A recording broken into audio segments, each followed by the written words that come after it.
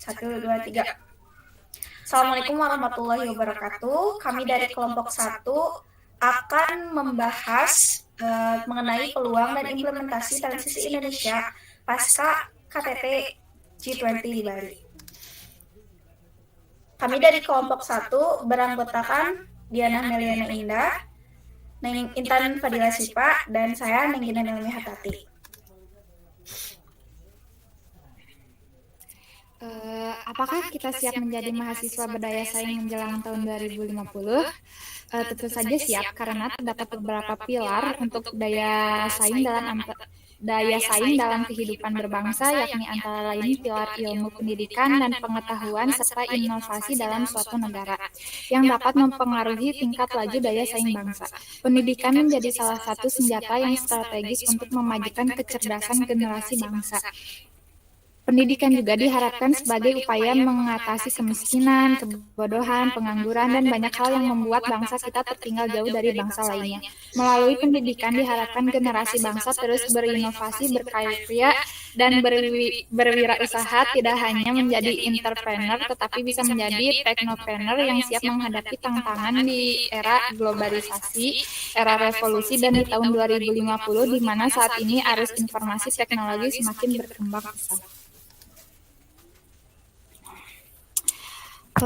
Peluang dan implementasi transisi KTT G20 Bali.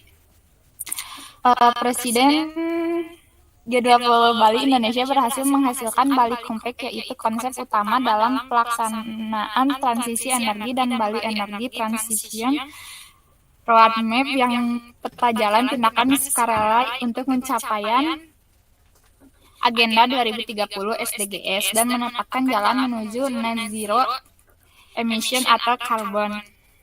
Sesuai kondisi nasional, dokumen menjadi pedoman dalam pelaksanaan transisi energi oleh negara anggota dan negara lainnya.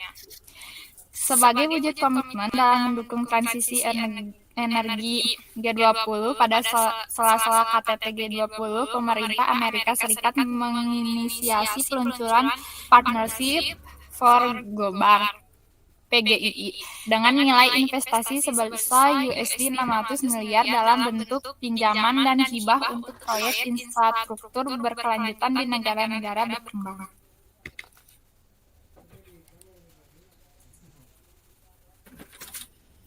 Selanjutnya, dalam peran apakah kita sebagai mahasiswa berdaya saing menjelang tahun 2050? Salah satunya upaya yang harus dilakukan adalah dengan pembentukan karakter dan daya saing mahasiswa. Di antaranya yang dapat kita lakukan yaitu pertama, membangun karakter.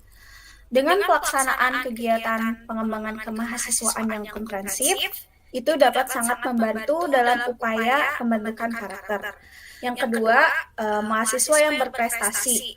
Contohnya seperti program Kampus Merdeka memberikan peluang kepada mahasiswa untuk aktif selama 3 semester di luar studinya dan seperti magang di luar studinya.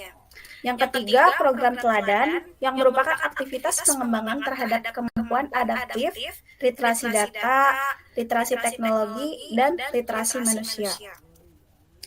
Setelah itu, bersinergi wujudkan generasi masa depan berdaya saing global penting dalam mewujudkan mahasiswa yang berdaya saing di tahun 2050. Dengan adanya 2 Degree Program, merupakan platform pembiayaan dana pendidikan Dana Cipta untuk melahirkan calon pemimpin masa depan berdaya saing global.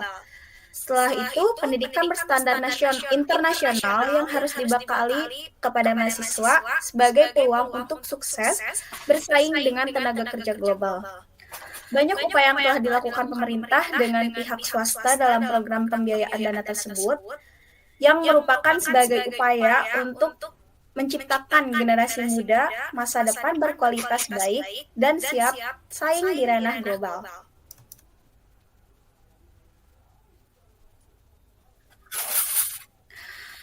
Dalam KTT G20 Bali menghasilkan deklarasi pemimpin G20. KTT G20 di Bali menyepakati deklarasi pemimpin G20 yaitu dalam kepemimpinannya di Indonesia, tercapainya konsensus dalam deklarasi ini menunjukkan bahwa tetap satu dalam upaya menjadi solusi bagi isu global yang mendesak. Yang pertama dalam deklarasi tersebut adalah pemulihan ekonomi global setelah adanya perang antara Rusia dan Jerman. Kedua, transformasi digital. Yang ketiga, transisi energi yang berpeluang penting di Indonesia. Dan keempat, menghasilkan G20 Action for Strong and Inclusive Recovery. Kemudian implementasi transisi energi. Pertama, menjamin aksesibilitas energi. Kedua, peningkatan skala teknologi energi yang cerdas dan bersih, smart and clean energi. Ketiga, mewujudkan pembiayaan energi berhasil menghasilkan balik kompak, yaitu menetapkan jalan menuju net zero emission atau carbon neutrality. Komitmen publik untuk meningkatkan inovasi pendanaan sektor energi. Pertama, komitmen tersebut dapat dipenuhi dengan mendorong sektor swasta untuk meningkatkan investasi riset dan mengembangkan secara signifikan, membersihkan insentif pajak dan kemudahan fasilitas kemitraan riset publik dan swasta, serta mendorong kompetisi inovasi yang mendukung pemerintahan. Kedua, upaya memperbesar pasar energi terbarukan dengan mempromosikan dan mendorong masyarakat agar beralih menggunakan energi terbarukan, meningkatkan volume produksi energi terbarukan dengan mendorong investor untuk lebih tertarik berinvestasi di sektor ini, serta mendorong perluasan pasar energi terbaru melalui pemberian insentif pajak, insentif bagi ensure, menghapus subsidi bahan bakar fosil sehingga mengenakan pajak karbon. Ketiga, menjadikan sumber energi terbarukan lebih kompetitif dan biaya dan bahkan lebih murah daripada bahan bakar fosil. Hal ini bisa dilakukan dengan berbagai cara, yaitu melalui penggunaan energi terbarukan berskala besar, menyediakan jaringan untuk energi terbarukan, investasi interkoneksi, investasi stasiun pengisian tenaga listrik, hingga insentif dan pembangunan infrastruktur energi terbarukan yang cukup besar. Sekian dari kelompok kami. Terima kasih. Wassalamualaikum warahmatullahi wabarakatuh.